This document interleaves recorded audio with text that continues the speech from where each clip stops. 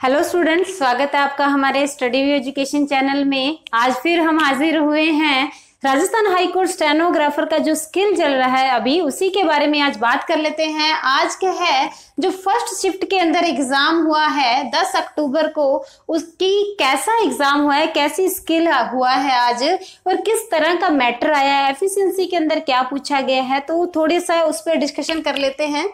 आज की जो डिक्टेशन रही है वो बहुत ही नॉर्मल डिक्टेशन आई है, नॉर्मल आई है। मैंने कल वाले भी बताई थी, कल वाले जो मैटर आया था उसका भी मैंने डिटेल में एक वीडियो बनाई है, पूरी जानकारी उसके अंदर दी है। आज का भी जो 10 अक्टूबर को जो भी एग्जाम फर्स्ट शिफ्ट के अंदर हुआ है उसी के बारे में मैं बता रही हूँ आपको कि आज जो डिक्टेशन आई है वो कोई शमशान भूमि है, शमशान भूमि उसी से रिलेटेड आई है। तो इसमें ना तो कोई धाराएं आई है, ना कोई उपधाराएं आई है, ना कोई डेट आई है, कुछ भी नहीं आया इसमें। सिर्फ और सिर्फ अपने पास ये टैक्स आए हैं, इस तरह का मैटर लिखा हुआ आया है, वो ही मिला है अपने को। जैसे शमशान शब्द है तो शमशान भूमि है और उसमें किसी ने उसको क्रय किया है, किसी ने खरीदा है उसको, जैसे क्रय शब्द यूज हुआ है, किसी लड़के के बाप ने खरीदी थी और उस पे कोई बाद में कुछ चीज स्थापित करनी है उन्होंने, तो वहां वो कोई भामाशाहों से मांग कर रहे हैं कि इस तरह का कोई दान वगैरह कुछ करें। तो शमशान भूमि में चार दीवारी करनी है, कुछ भी जहां उसका कोई काम है, शेड बनवाने हैं, क्या करना है, लीगल है इलीगल है, तो ऐसा करके कुछ उसी पर आया था।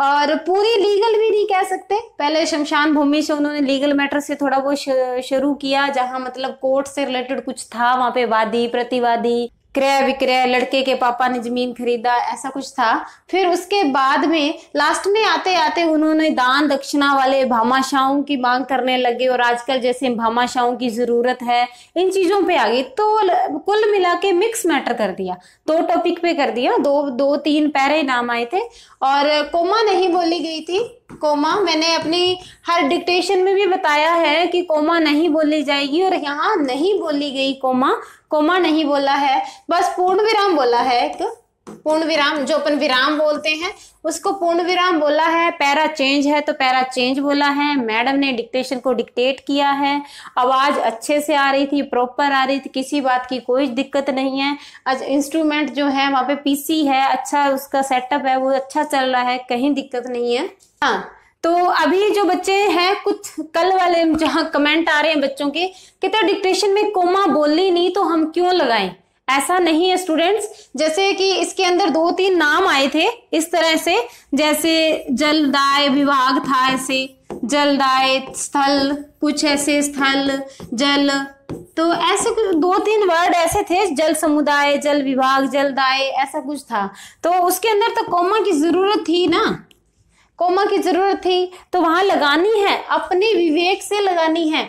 मैं बार बार आपको कह रही हूँ थोड़ी सी ग्रामर की प्रैक्टिस कर लो कि कोमा कहाँ लगानी, एक कोमा ही तो देखना है अपने को, बाकी तो कुछ देखना ही नहीं है कि कोमा कहाँ लगानी है, ये देख लो। अगर गलती से जहां जरूरत थी वहां आपने नहीं लगाई और जहां जरूरत नहीं थी वहां आपने कोमा लगा दी तो दोनों ही गलतियां होगी ना। तो इस बात का कोमा का थोड़ा देख लो। ये नहीं है कि उन्होंने डिक्टेशन में कोमा नहीं बोली तो हम भी ना लगाएं, नहीं, अपने को अपने हिसाब से और अपनी नॉलेज के हिसाब से कोमा का यूज करना है। अभी जो है एफिशिएंसी देख लेते हैं। एफिशिएंसी से रिलेटेड मैंने अपना एक पूरा पेपर बनाया, उस पेपर से बाहर कुछ नहीं आया। सभी बच्चे यही बात कर रहे हैं, फोन कर करके बता रहे हैं कि मैडम एफिशिएंसी का जो आपने पेपर दिया था सेम टू सेम उन्हीं में से क्वेश्चन आए हैं, बस कुछ नहीं है। सारे होम की से आ रहे हैं, होम की से आए हैं। बोल्ड इटैलिक बार बार आ रहा है, बोल्ड इटैलिक आ रहा है, फॉर्मेटिंग आ रही है ना, पैरे की सेटिंग आ रही है, इसको वन स्टेप इनग्रेव करो, 1 स्टेप 2 करो, इसका फॉर्मेट चेंज करो, इसको हाईलाइट करो, उसको कलर दो, है ना, वो टेक्स्ट का कलर चेंज करो, शेडिंग, लाइनों के बीच में गैप दो, इस लाइन और इस लाइन के बीच में इतना गैप होना चाहिए, इस पैरे के और इस पैरे के बीच आफ्टर और बिफोर का इसके अंदर होना चाहिए। तो इन चीजों का आप थोड़ा सा ध्यान देख लो। हेडर फुटर पक्का आ रहा है। अभी आज जो है फुटर वाला क्वेश्चन आया था, कल जो मैंने बताया कि कल हेडर और फुटर में से दोनों में आए, आज सिर्फ फुटर में से आए। आपको फुटर में से कुछ मैटर लगाने के लिए भी दे सकते हैं और ऑलरेडी लगा है तो उसको हटाने के लिए भी दे सकते हैं, ठीक है। तो आज वाली एफिशिएंसी बिल्कुल नॉर्मल थी, कोई बड़ी बात नहीं है। तो ये चीजें हैं। डिक्टेशन के अंदर अल्ट की आई थी, अल्ट की आई थी, अल्ट की के अंदर एक दो शब्द ही आए थे, तो वहां आप एक दो यूज कर सकते हो, कोई बड़ी बात नहीं है। ठीक, अभी बात करें एक्यूरेसी में। एक्यूरेसी में क्या था, एक्यूरेसी के अंदर अल्ट की आई थी, अल्ट की भी आई थी, न्यूमेरिकल नंबर भी आए थे, ठीक है, नमलोग चल रहा था, न्यूमेरिकल नंबर भी आए थे, परसेंटेज भी आया था, परसेंटेज का भी पूछा था, ठीक है, क्रय वाले शब्द भी आए थे, क्रम वाला भी आया था, ये वाला भी आया था, और चांद बिंदु भी आए थे। तो यहाँ अल्ट की का यूज हो रहा है। ऑटो स्क्रॉल बंद था, मैं बार बार कह रही हूँ, ये स्क्रीन के ऊपर जो ऑटो स्क्रॉल है, आप जो टाइप कर रहे हो मैटर को, ऑटो स्क्रॉल बंद था, आपने इस मैटर को अपने आप ऊपर नीचे करके खींच के और फिर उसको टाइप करते रहना है, इस बात का विशेष ध्यान रखना है। मैंने पिछली वीडियो के अंदर अच्छे से समझाया है। बाकी जितनी भी बातें मैं आपसे शेयर कर रही हूँ, मैंने अपनी हर डिक्टेशन के अंदर हर बात बताई है बच्चों को, जहाँ ज्यादा से ज्यादा बेसिक जो जानकारियां थी वो देने की कोशिश की है। नेविगेशन की बंद थी, ये भी है। एक डिक्टेशन के अंदर इस बात का भी ध्यान रखना है बच्चा कि क्या करना है, आपके यहाँ से आपने शुरू किया और टाइप करते करते करते आप यहाँ आगे 5 लाइनों के बाद अब यहाँ आपने पूर्ण विराम लगा दिया। कहते पूर्ण विराम जब लगा दिया तो अभी आप इसको डिलीट, हाथों हाथ यहाँ पे डिलीट हो गया तो ठीक है, अगर पूर्ण विराम लगा दिया तो फिर ये डिलीट नहीं होगा, इस बात का भी ध्यान रखना है, ठीक है। जहां पूर्ण विराम लगा दिया वहां फिर आप उसके बाद डिलीट नहीं कर सकते। तो स्टूडेंट्स, मैं आपसे एक बात और कहना चाहूंगी कि हम हमारे स्टडी वे एजुकेशन चैनल पर जो भी लीगल मैटर बन रहा है, मिक्स मैटर बन रहा है, जिस तरह से भी डिक्टेशन हमसे बन पा रही है, अच्छी डिक्टेशन, अच्छा कंटेंट हम पूरी कोशिश कर रहे हैं बनाने की।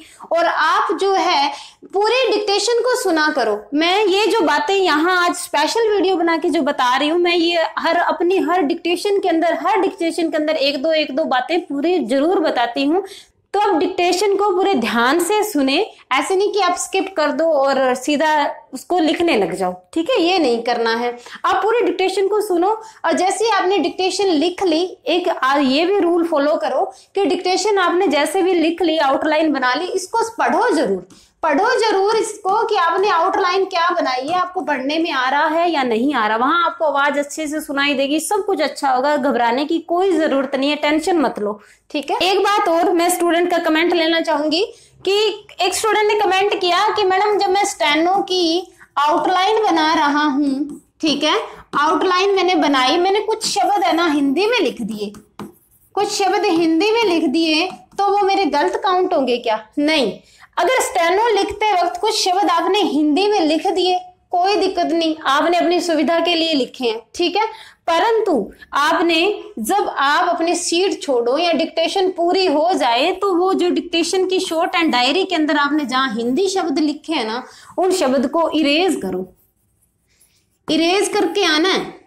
या लिखनी तो कोई सजा नहीं है, पर अगर इरेज नहीं किया तो फिर उसकी सजा है भाई, वो गलती मानी जाएगी आपकी। तो ये चीज है, इस बात का ध्यान रखना। आप कुछ मुश्किल शब्द है अगर आपको नहीं आ रहे बनाने स्टेनो के अंदर आउटलाइन, आप उसको हिंदी में लिख लिया, पर उसको बाद में इरेज जरूर करना है। एक और बच्चा कह रहा है कि मैडम पेन का यूज करें या पेंसिल का, वो आप पे डिपेंड करता है, आप पेंसिल का यूज करो या पेन का, जिसमें आपको कंफर्टेबल लगे। दूसरी बात ये, अगर पेंसिल का यूज करते हो और कोई ऐसा मुश्किल शब्द आ गया, सपोज अभी तक तो आया नहीं यार, कह रहे हैं अभी, जैसे बच्चे पूछे उर्दू के आएंगे, उसके आएंगे, नहीं कुछ नहीं, नॉर्मल आ रहे हैं जो अपन रोजवादी, प्रतिवादी और जलदाय विभाग, बिजली विभाग, शमशान भूमिदा, संस्कार, शेड, ऐसे बस आ रहे हैं, कोई बड़ी बात नहीं है।